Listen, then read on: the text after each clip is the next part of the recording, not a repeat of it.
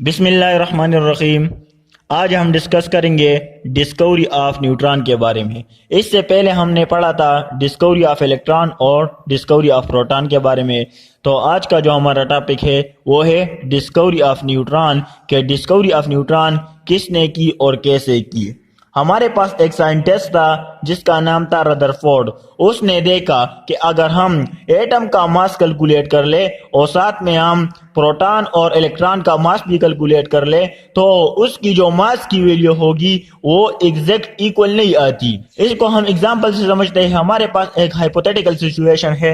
यहाँ पर हम एक हाइपोथेटिकल सिचुएशन ले रहे हैं कि हमारे पास ये एक एटम है, इसके अंदर ये न्यूक्लियस है, न्यूक्लियस के अंदर प्रोटॉन होता है और ये इसके शेल्स है और शेल में इलेक्ट्रॉन रिवोल्यूशन करते हैं अराउंड द न्यूक्लियस। ये इलेक्ट्रॉन है, ये अराउंड द न्यूक्लियस रिवोल्यूशन करते हैं। ये सारा हमारे पास एक एटम है। अब एज अ होल एटम का हमारे पास मास है 10 ग्राम।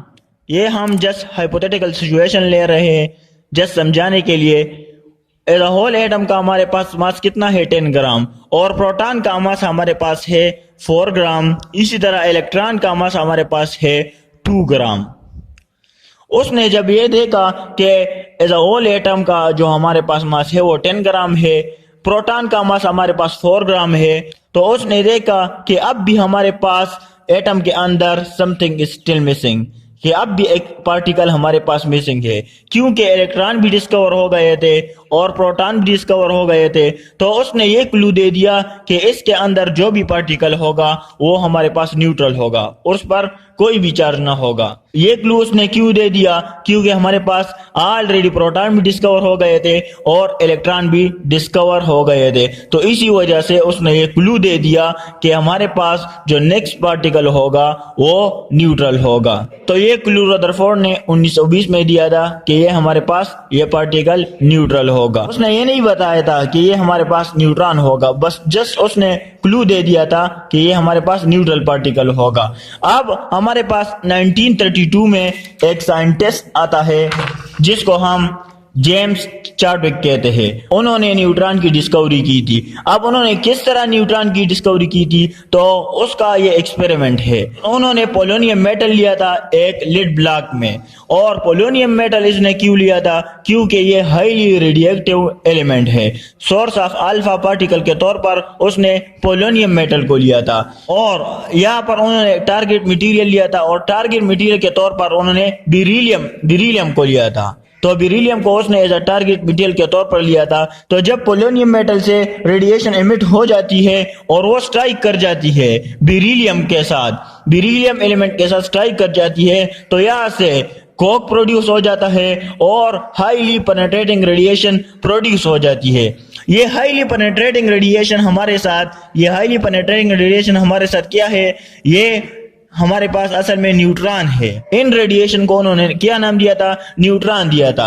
न्यूट्रॉन का नाम क्यों दिया था? उसने यहाँ पर एक चार्ज डिटेक्टर भी रखा था, और चार्ज डिटेक्टर उन्होंने यहाँ पर क्यों रखा था? क्योंकि ये रेडिएशन जब यहाँ से पास होकर इस चार्ज डिटेक्टर में आ जाती है तो यह न तो मैग्नेटिक फील्ड की तरफ डिफ्लेक्ट होती है और ना इलेक्ट्रिक फील्ड की तरफ डिफ्लेक्ट होती है। तो इससे हमें एक क्लू मिल जाता है कि ये जो पार्टिकल होंगे ये हमारे साथ न्यूट्रल होंगे, इस पर कोई भी चार्ज ना होगा, क्योंकि ये ना तो मैग्नेटिक फील्ड की तरफ शिफ्ट होती है और ना इलेक्ट्रिक फील्ड की तरफ शिफ्ट होती है। तो ये रेडिएशन न्यूट्रल रेडिएशन होगी और ये हाईली पेनिट्रेटिंग रेडिएशन होगी। तो इसी तरह उन्होंने जेम्स चार्टविक ने अपने एक्सपेरिमेंट परफॉर्म करके न्यूट्रॉन की डिस्कवरी की थी। ये हमारे साथ बेरिलियम उन्होंने एक टारगेट मॉलिक्यूल के तौर पर लिया था और यहाँ पर अल्फा पार्टिकल की बम्बार्डमेंट की थी उस पर। तो यहाँ से एक कार्बन प्रोड्यूस हो जाता है और न्यूट्रल पार्टिकल प्रोड्यूस हो जाते हैं। Neutral radiation, highly penetrating radiation produce हो जाते हैं, जिसको हम न्यूट्रॉन कहते हैं। अब न्यूट्रॉन की प्रॉपर्टीज क्या है? तो न्यूट्रॉन की प्रॉपर्टीज हमारे साथ ये है, neutron are highly penetrating particle.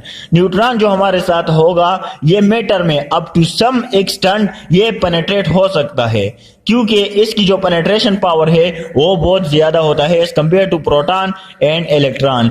They carry no charge and are not deflected by electric और मैग्नेटिक फील्ड। इसके ऊपर कोई भी चार्ज नहीं होता, क्योंकि ये हमने एक्सपेरिमेंट में पढ़ लिया कि ये ना तो इलेक्ट्रिक फील्ड की तरफ डिफ्लेक्ट होता है और ना मैग्नेटिक फील्ड की तरफ डिफ्लेक्ट होता है। यहाँ पर आप लोग देख सकते हैं कि ये न तो इलेक्ट्रिक फील्ड की तरफ डिफ्लेक्ट होता है और ना मैग्नेटिक फील्ड की तरफ डिफ्लेक्ट होता है, तो इस पर कोई भी चार्ज नहीं है।